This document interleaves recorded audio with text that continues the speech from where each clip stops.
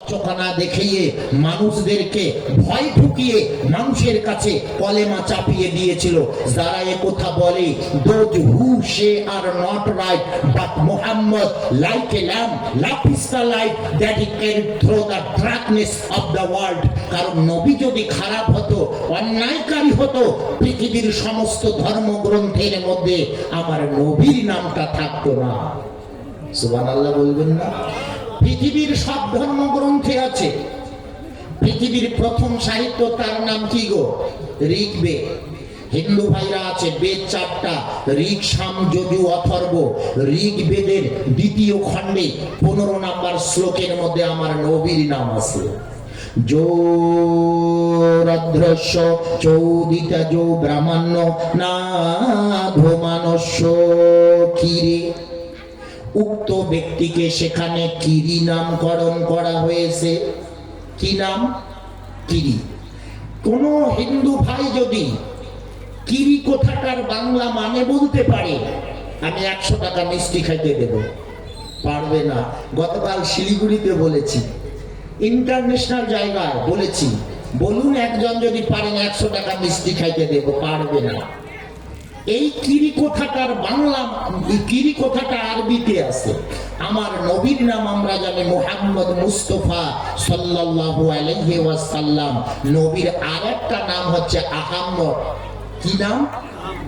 কোরআনুল কারিমে এক জায়গায় আছে। কোথায় আছে? আল্লাহর নবী একজন ছিল, যেই নবীকে আল্লাহ পাক বাপ সারা সৃষ্টি করেছেন, যার নাম ঈসা রুহুল্লাহ। নবীজি দুনিয়ায় আসবার 4000 বছর আগে তার উম্মতের কাছে, তার কওমের কাছে তিনি বয়ান করেছেন, আমার কওমেরা, দুনিয়ার বুকে এমন একজন নবী আসবে, তার নামটা হবে আহমদ। তার নামটা কি? আহমদ। তার নামটা হলো আহমদ। আব্বা, এই আহমদ কথাটার বাংলা মানে কি? মুসলমান আমরা জানি না। হিন্দু ভাই বোঝে না সংস্কৃত, মুসলমান বোঝে না কোরআন। আমরা যে মহাগ্রন্থ কোরআন, সর্বযুগের সর্বকালের, যেই কোরআনের শুরু আছে কিন্তু শেষ নাই। জাতির জনক মহাত্মা গান্ধী তিনি বলেছেন, আমি গীতা পড়েছি, আমি রামায়ণ পড়েছি, আমি ত্রিপিটক পড়েছি, আমি কল্কি পুরাণ পড়েছি, সামবেদ পড়েছি, যজুবেদ পড়েছি, অথর্ববেদ পড়েছি, মণিসংহিতা পড়েছি, পৃথিবীর সমস্ত ধর্মগ্রন্থ আমি পড়ে দেখেছি। একটাই মাত্র মহামানব শান্তি এনে দিতে পারে, যার নামটা হচ্ছে মুহাম্মাদুর রাসূলুল্লাহ। একবার হাত তুলে বলেন নারে তাকবীর। সেই নবীর আমরা কি উম্মত? জোরে বলেন কি? সেই নবীর আমরা উম্মত। ভাই 1 মিনিট খালি একটু ফোনটা করে নেই বারংবার। হ্যালো হ্যালো,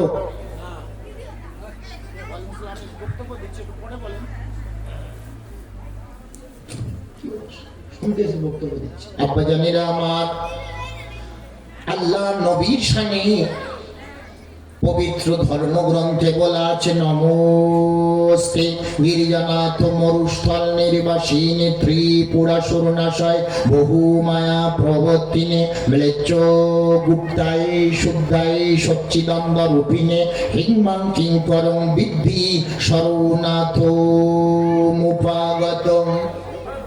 সুবহানাল্লাহ বললেন না? একটু হাত তুলে নারে তাকবীর।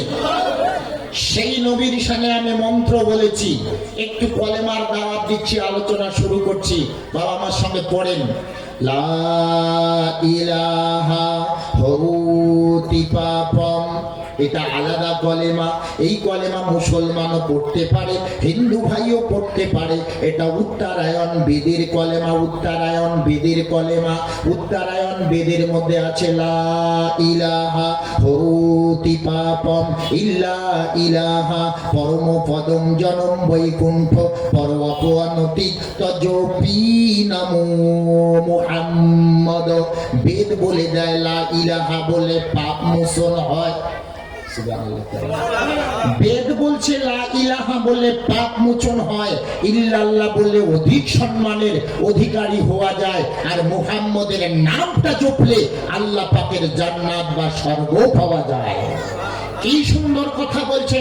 ওই নবীর শানে বাইবেলে বলা আছে, he teach who coming after me is preferred before me which such nature I am not hardy to unloose. Bible বলছে তিনি সেই ব্যক্তি যিনি আমার পরে এসে আমার থেকে অধিক সম্মানের অধিকারী হতে পারবে, যার জুতোর ফিতা খুলবার যোগ্যতা আমার নেই, যার নামটা হচ্ছে মুহাম্মাদুর রাসূলুল্লাহ সাল্লাল্লাহু আলাইহি ওয়াসাল্লাম। তিনি আমাদের নবী। আব্বা, সেই নবীর আমরা কি উম্মত। জোরে বলেন, সেই নবীর কি উম্মত। আব্বা, কুরআনের মধ্যে আছে মদবর্তিতা দেবাতে কারান্তে প্রকৃতিতা। ওই মহামানবের প্রথম অক্ষরটা ম হবে, শেষের অক্ষরটা দ হবে। যার কথা তার কথা যে মানবে, ওই নবীর কথা যে মানবে, তারা স্বর্গে যেতে পারবে। পুরাণের মধ্যে আছে। আবার শুনেন, অল্ল উপনিষদের মধ্যে আছে, হোতার মিন্দ্র মহাসুরিন্দ্রা অল্ল জ্যেষ্ঠং শ্রেষ্ঠং পরমং পূর্ণং ব্রাহ্মণ অল্লম অল্ল রসুল মোহাম্মদ কংবরস্য আদুল্লাহ বুকুমেনি খতকম। যদি খালি মন্ত্রগুলো বলি সারাটা রাত বলা যাবে, কোনো অসুবিধে নেই। সারা রাত মন্ত্র বলবো আব্বাজানের আমার, সারাটা রাত মন্ত্র বলবো, সারাটা রাত শুধু মন্ত্র বলবো। কিন্তু না বাপ, ওরকম সময় দেওয়া যাবে না। মন্ত্র যদি আমি বাংলা না বলি তাহলে তো হিন্দু ভাইরা বুঝবে না, মুসলমান ভাইয়েরা বুঝবে না। আজকে মেসেজ আমার এটাই, হিন্দু ভাই যখন বিপদে পড়বে মুসলমান তার পাশে দাঁড়াবে। হিন্দুর রক্তের প্রয়োজন, মুসলমান তাকে রক্ত দেবে। মুসলমানের রক্তের প্রয়োজন, হিন্দু ভাই তাকে দেবে।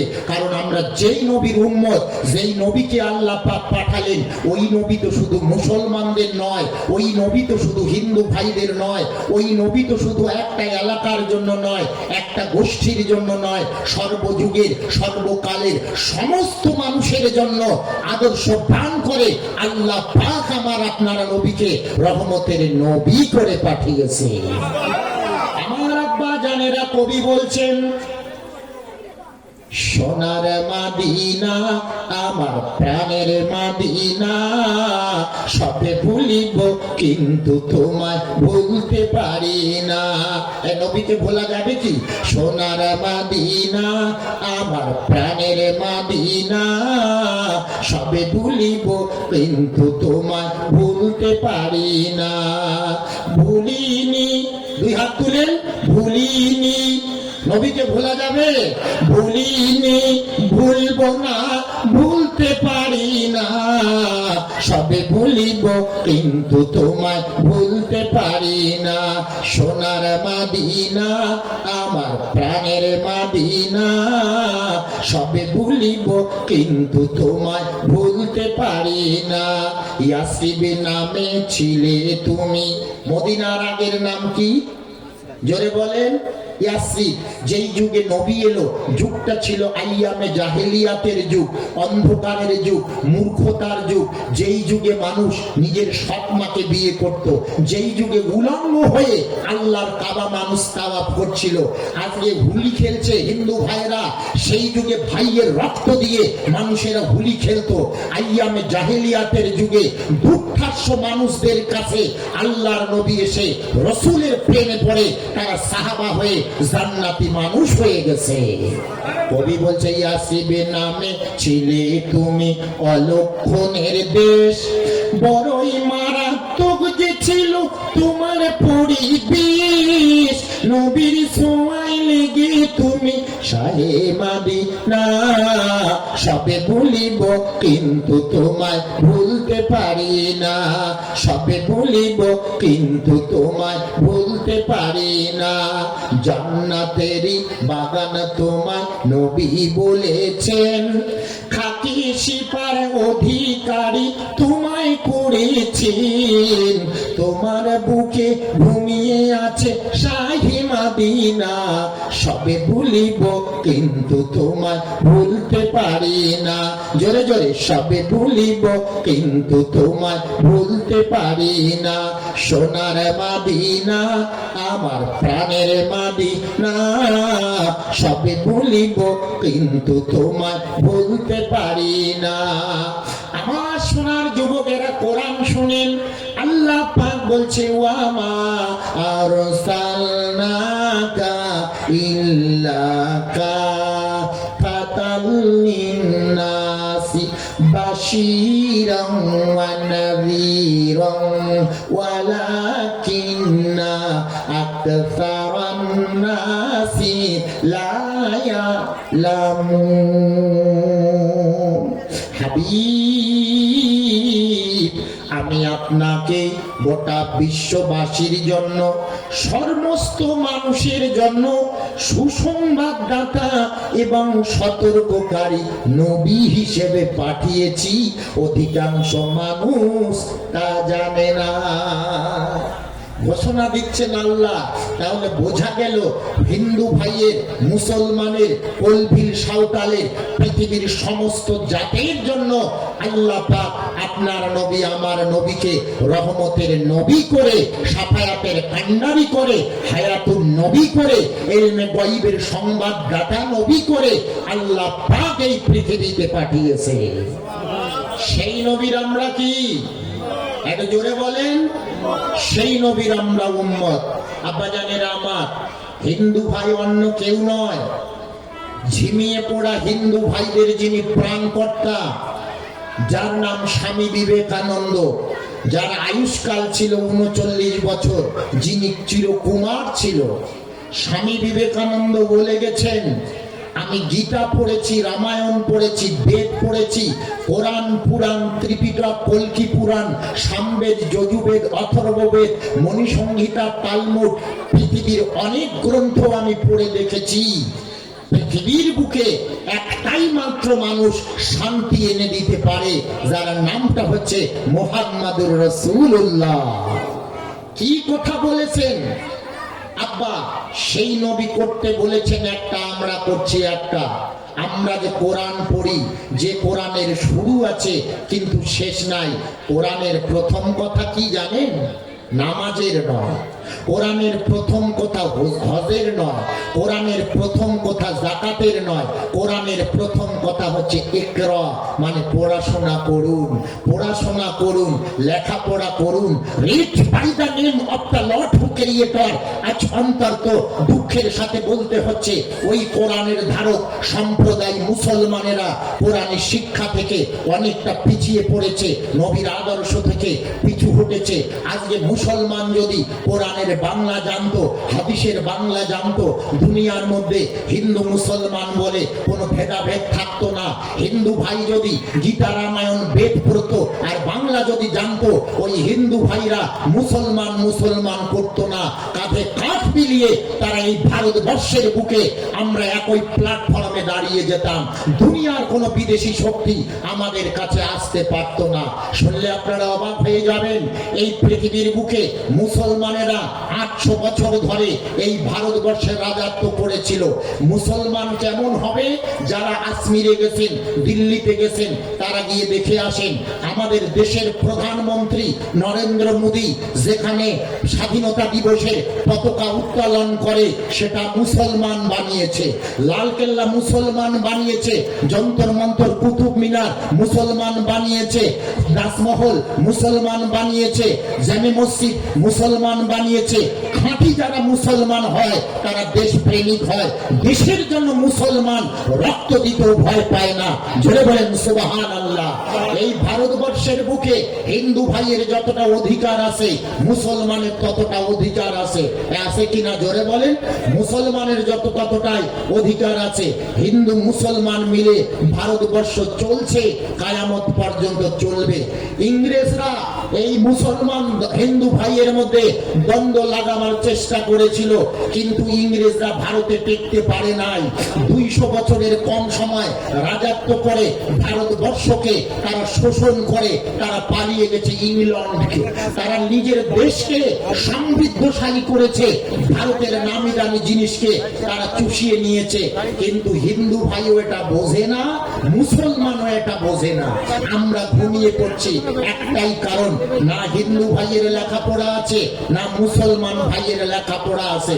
আমাদের পড়াশোনা করতে হবে। তাই তো নবী বলেছেন ইলম শিক্ষা করা ফরজ, তোমাদের শিক্ষা অর্জন করতেই হবে, শিক্ষা ছাড়া নাজাতের রাস্তা নাই। আছে জোরে বলেন। ইংরেজিতে একটা কথা আছে, education as the backbone of the nation.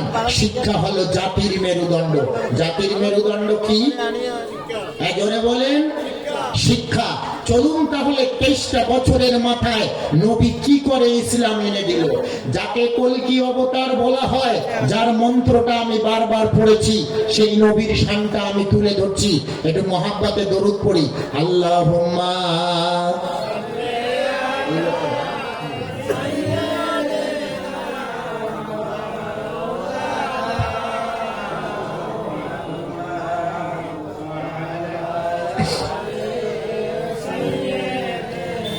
মাওলানা মুহাম্মদ। আমার আব্বা জানেরা নমস্তে। গিরিজানাথ মরুস্থল নির্বাসী নেত্রী পোড়া শরণাশয় বহু মায়া প্রবর্তিনে ম্লেচ্ছ গুপ্তাই শুদ্ধাই সচ্চিদাম্বর উপিনে হিংমাং কিংকরং বিদ্ধি শরণাথ মুপাগতম। এই মন্ত্রটার বাংলাটা বলেই আমি বক্তব্যের পরিসমাপ্তি টানব। যেই নবীর কথা বলছি, এই মন্ত্রটার মধ্যে যে নবীর কথা আছে, যে অবতারের কথা আছে, সেই অবতারকে বলা হয় কলকি অবতার। এই আওয়াজ দেন, কি অবতার? কলকি অবতার। আমরা বলি আখিরি নবী, আমরা বলি আখিরি নবী, যাকে সংস্কৃত ভাষায় বলা হয় কলকি অবতার। ইংরেজিতে যার নাম লাস্ট প্রফেট, হযরত মুহাম্মদ মুস্তাফা সাল্লাল্লাহু আলাইহি ওয়াসাল্লাম। সেই নবীর সামনে আল্লাহর নবী, রহমতের নবী, হায়াতুন নবী, যিনি নবীদেরও নবী, ওই নবী যখন মক্কার বুকে ছিল, নবীর প্রতি নির্যাতন করেছিল মানুষেরা। আমার আল্লাহ পাক নবীর সঙ্গে বেয়াদবি করার কারণে আকাশের রহমতের বৃষ্টি 7 বছর বন্ধ করে দিয়েছে। মানুষেরা দোয়া করে, মানুষেরা মন্দিরে পুজো প্রাবণ করে, মুক্তির কাছে মানুষেরা আরাধনা করে, কিন্তু আল্লাহ শোনে না। মক্কার বড় বড় ওই আবু সুফিয়ান, আবু লাহাব, আবু জেহেল চিন্তা করেন একমাত্র আকাশের বৃষ্টি এনে দিতে পারে তিনি, অন্য কেউ নয়, তিনি হলেন কলকি অবতার। মক্কার সমস্ত মানুষ একত্রিত হয়ে নবীর কাছে গেলেন, আল্লাহর নবীর কাছে আরজ করলেন। বারটা ছিল শুক্রবার। আওয়াজ দেন, কি বার? শুক্রবার। আমার আল্লাহ পাক শনিবারের দিন এই জমিনটা সৃষ্টি করেছেন, রবিবারের দিন আল্লাহ পাক পাহাড় পর্বত সৃষ্টি করেছেন, সোমবারের দিন আল্লাহ পাক গাছপালা সৃষ্টি করেছেন, মঙ্গলবারের দিন আল্লাহ পাক মন্দ জিনিস সৃষ্টি করেছেন, বুধবারের দিন আল্লাহ পাক আলো বা জ্যোতি সৃষ্টি করেছেন, বৃহস্পতিবারের দিন আল্লাহ পাক প্রাণী জগৎকে সৃষ্টি করেছেন, শুক্রবারে আসরের নামাজের পরে আল্লাহ পাক আদম নবীকে সৃষ্টি করেছে। বারটা ছিল শুক্রবার। আল্লাহর নবীর কাছে মক্কার বড় বড় দুশমনেরা আরজ করলেন, ওগো হুজুর, রহমতের নবী, আপনার বংশের লোক অনাহারে মরে যায়, গাছপালাগুলো মরে যাচ্ছে, আপনি একটু দোয়া করেন। আল্লাহর নবী যেমনি দোয়া করেছেন, হাত তুলেছেন, সঙ্গে সঙ্গে আল্লাহ পাক রহমতের বৃষ্টি শুরু করে দিয়েছে। ওই নবীকে ভালোভাবে থাকতে দেয় নাই। কবি বলছেন, নবী মুস্তাফা কত কষ্ট পায়, মারলো পাথর কাফির একদিন মোর নবীর গায়, নবী মুস্তাফা কত কষ্ট পায়। ইসলাম প্রচার করতে নবী তাই প্রীতি যায় নবী মুস্তাফায় কত কষ্ট পায়। আল্লাহর নবী যেদিন মক্কা ছেড়ে মদিনায় যাচ্ছে এত নির্যাতন করলো, রক্ত ঝরালো, হঠাৎ করে নবীর চোখে সিদ্দিকে আকবর দেখে পানি, চোখে পানি।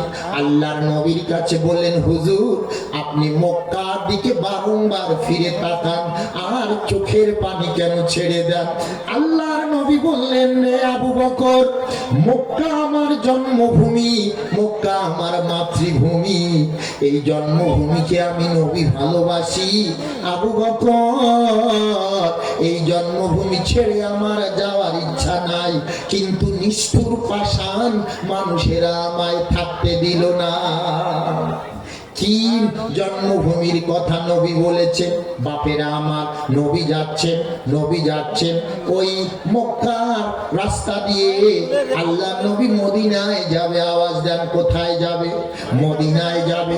যেতে যেতে হঠাৎ করে নবীর সাহাবী আবু বকরের বড্ড পিপাসা লেগেছে। এই সোনার ভাইরা, ইসলামটা কি একটু বুঝতে হবে গো। পানির পিপাসা লেগেছে, ক্ষুধা লেগেছে, আরজ করলেন, হুজুর একটু খাবার যদি থাকতো আমি খেতাম, আর একটু পানি থাকলে আমি পান করতাম। আল্লাহর নবী বললেন, আবু বকর দেখো তো কোথাও কোনো বাড়ি ঘর আছে নাকি। হঠাৎ করে অনেক দূরে একটা কুড়ে ঘর দেখা যায়, মাটির ঘর। আল্লাহর নবী ওই মাটির ঘরের কাছে গেলেন, আওয়াজ দিলেন, ওগো বাড়িতে কে আছো? ঘরের ভিতরে একটা মেয়ে লোক, একটা মহিলা আওয়াজ দিল, ওরে মক্কার পথিক, আমার বাড়িতে কেউ নাই, আমি একা, আমি একজনে মহিলা একা, আমার বাড়িতে কেউ নাই। আল্লাহর নবী বললেন, মা আমরা মক্কা থেকে এসেছি মা, আমরা মদিনায় যাব, উত্তপ্ত মরুভূমি, বালু রাস্তা। ও মা, আমার সাহাবীটার বড্ড পানির পিপাসা লেগেছে, ক্ষুধা পেয়েছে মা, একটু খাবার থাকলে দাও, একটু পানি থাকলে দাও না। ঘরের ভিতর থেকে ওই মহিলাটা আওয়াজ দিয়ে বলে, এই মক্কার পথিক, ঘরে আমার এক ফোঁটা খাবার নাই, কোনো পানি নাই, কারণ আমার স্বামী বকরি বা ছাগল নিয়ে গেছে পাহাড়ের কিনারে, পাহাড় থেকে সন্ধ্যার পরে বাড়ি ফিরবে, বকরির দুধ দহন করবে, ছাগলের দুধ দহন করবে, আর ঝর্ণা থেকে পানি আনবে, ওই পানি আমরা পান করব। আল্লাহর নবী বললেন, মা তোমার উঠানে একটা ছাগল দেখা যায় মা, যদি অনুমতি দেন মা একটু দুধ দহন করি। ওই মহিলাটা ডাক দিয়ে বলে, রে মক্কার পথিক, তোমরা বোঝো না, এটা রুগ্ন বকরি, এটা রুগ্ন ছাগল, রোগা ছাগল, দাঁড়াতে পারে না, চলতে পারে না, কোন সময় মরে যাবে, যার কারণে আমার স্বামী এটা রেখে গেছে, এটা থেকে দুধ হবে না। আল্লাহর নবী বললেন, মা যদি অনুমতি দেন মা আমি একটু চেষ্টা করি। তাকে অনুমতি দিলেন। নবী বললেন, মা তুমি একটা ভাড়া দাও, মানে একটা পাত্র দাও। ওই মহিলাটা একটা ছোট্ট ভাড়া এনে দিলেন। নবী বললেন, না না এটা হবে না, ও মা তুমি একটা বড় পাত্র দাও। মহিলা মনে মনে রেগে গেছে। মহিলা ভাবছে এরা কোন পাগল মানুষ, বড় পাত্র চাচ্ছে, এনে দিল। আল্লাহর নবী যিনি কলকি অবতার, ওই পাত্রটা হাতে নিয়ে ওই রোগা বকরিটার গায়ে যেমনি হাত দিয়েছে, সঙ্গে সঙ্গে রুগ্ন বকরিটা দাঁড়িয়ে গিয়ে মানুষের ভাষায় আল্লাহর নবীকে সালাম দিয়েছে। ফুলবাগানের মালিক তুমি, আসো মদিনায়, পাখি নই যে উইরা যাব, পাচ্ছ না মদিনায় রে, ফুলবাগানের মালিক তুমি হে।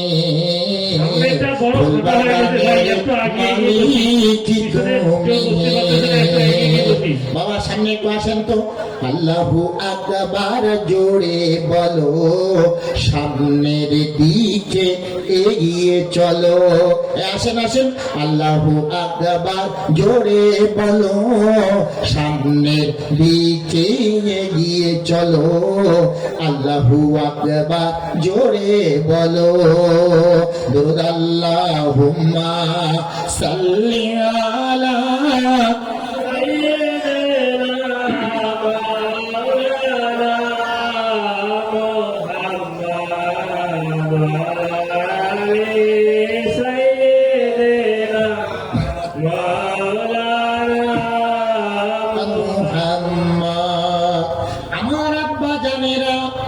বকরিটা নবীজিকে সালাম দিল।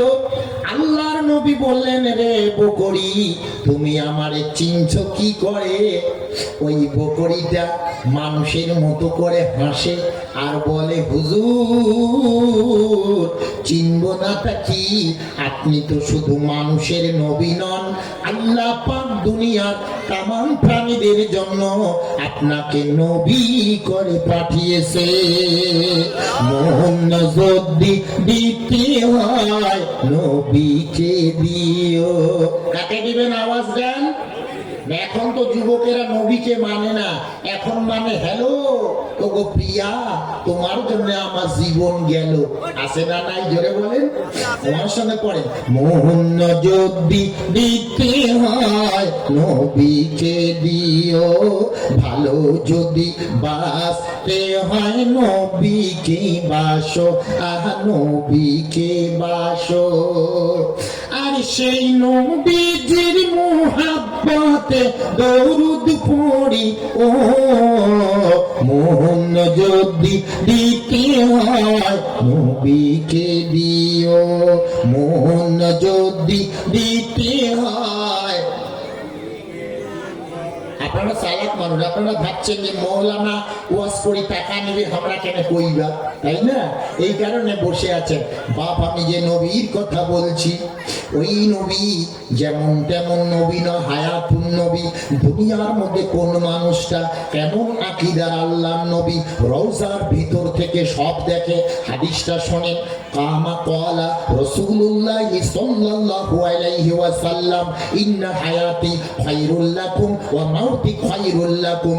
নবী বলেছেন, আমি উম্মতির জন্য আমি হলাম উত্তম হায়াতে, এবং উফাতের পরেও আমি উম্মতের জন্য উত্তম। আমার নবী হায়াতেও উত্তম এবং উফাতের পরেও উম্মতের জন্য আল্লাহর নবী হচ্ছে উত্তম। কারণ নাম মানুষ যখন বিপদে পড়বে, নামাজ পড়বে, ওই বান্দাটা যদি নবীর ওসিলায় আল্লাহর কাছে দোয়া করে, সঙ্গে সঙ্গে দোয়াটা আল্লাহর দরবারে কবুল হয়ে যাবে।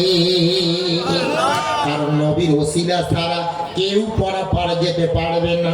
শুনলে অবাক হয়ে যাবেন, দুনিয়ায় কিছু মানুষ আছে এরা ওসিলা মানে না। এ আছে কিনা? জোরে বলেন। কিছু মানুষ আছে এরা ওসিলা মানে না। শুনলে অবাক হয়ে যাবেন। ওই ভাইজানকে বলবেন, আল্লাহর কোরআনের পরে যার স্থান, কিতাবটার নাম বুখারী শরীফ। ইমাম বুখারী রহমতুল্লাহ আলাইহি জীবদ্দশায় যখন রাশিয়ার সমরকন্দে তিনি ছিলেন, রাশিয়ার সমরকন্দে ইমাম বুখারী রহমতুল্লাহর কাছে মানুষেরা নানান অভিযোগ দিল। কি অভিযোগ? ইমাম বুখারী রহমতুল্লাহর নামে মিথ্যা অভিযোগ, মিথ্যা তোষামত দিল, মানুষেরা হ্যাকেল করলো। দেখেন, দুনিয়ার বুকে যারা সুন্নি মুসলমান, যারা পীর মানে, সে যে কোনো পীর মানতে পারে। সে হয়তো চিশতিয়া পীর মানতে পারে, নকশাবন্দিয়া মানতে পারে, মুজাদ্দিদিয়া মানতে পারে, কাদেরিয়া মানতে পারে। অবশ্যই তাকে পীর মানতে হবে, কারণ আমাদের চারটি মাযহাব। আওয়াজ দেন, কয়টি মাযহাব? চারটি। আমরা কোন মাযহাবের মানুষ? আপনি তো আলিম মানুষ, আপনি বলবেন না। আপনারা কোন মাযহাব? হানাফি। ওয়াজ এগুলো জানাতে হবে। আমরা হানাফি মাযহাবের মানুষ। চারটি আমাদের তরিকা, হয় কাদেরিয়া, নয় চিকসাবন্দিয়া, নয় নকশাবন্দিয়া, নয় মুজাদ্দাদিয়া। চারটি তরিকা, যে কোনো তরিকা একটা তাকে মানতেই হবে। আমরা অধিকাংশ এই এলাকার মানুষ হয় নকশাবন্দিয়া না হলে চিশতিয়া। ঠিক বলছি না ভুল বলছি? আপনার দুটো তরিকার মানুষ আমরা আছি, তরিকাটাকে মানতেই হবে। তো ইমাম বুখারী রহমতুল্লাহ আলাইহি রাশিয়ার সমরকন্দে যখন ছিলেন, মিথ্যা তোষামত ঢুকিয়ে দিল। এই রায়টা কাজীর দরবার পর্যন্ত পৌঁছে গেছে, কাজীর দরবার পর্যন্ত। ইমাম বুখারী রহমতুল্লাহর কথা বলছি। কাজী বিচার করলেন, রাতের অন্ধকারে ইমাম বুখারী রহমতুল্লাহ আলাইহিকে সমরকন্দ ছেড়ে যেতে হবে সূর্যটা ওঠার আগে। কি বিচার! বয়োজ্যেষ্ঠ বৃদ্ধ মানুষ, হাঁটতে পারে না, চলতে পারে না। গভীর রাতে তিনি বেরিয়ে পড়লেন। তার বাড়ি থেকে প্রায় 3 মাইল রাস্তা তিনি পায়ে হেঁটে গেছেন। ইমাম বুখারী রহমতুল্লাহ ওই পায়ে হেঁটে 3 মাইল যাওয়ার পরে চলতে পারে না, হাঁটতে পারে না। পাহাড়ের পাদদেশে একটা এলাকা আছে, ওই এলাকায় তিনি বসে পড়লেন। আল্লাহ পাক হুকুম করলেন, তার সেখানে জানটা কবজ হয়ে গেল। জান কবজ হলো, তখন তো মানুষ তেমন নাই। লাশটার অবস্থা কি হবে? লাশ মোবারকটা হবে কি? আল্লাহ পাক তার লাশ মোবারক থেকে এমন একটা সুঘ্রাণ ছড়িয়ে দিল, চতুর্দিকে মানুষেরা ওই সুঘ্রাণে পাগল হয়েছে। এই সুঘ্রাণ এলো কোত্থেকে?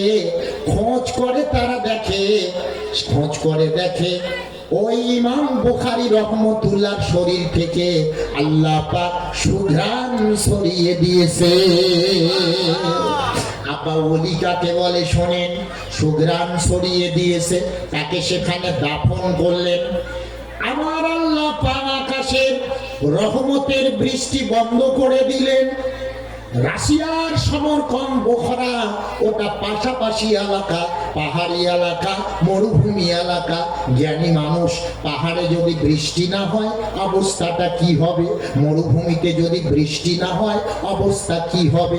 প্রাণীগুলো মরে যায়, গাছপালাগুলো মরে যায়, মানুষ ত্রাহি ত্রাহি করে, ক্ষুধার তাড়নায় গাছপালা সব মরে গেছে। কিতাব সাক্ষী দেয়, মানুষেরা গাছের পাতা চিবিয়ে খায়।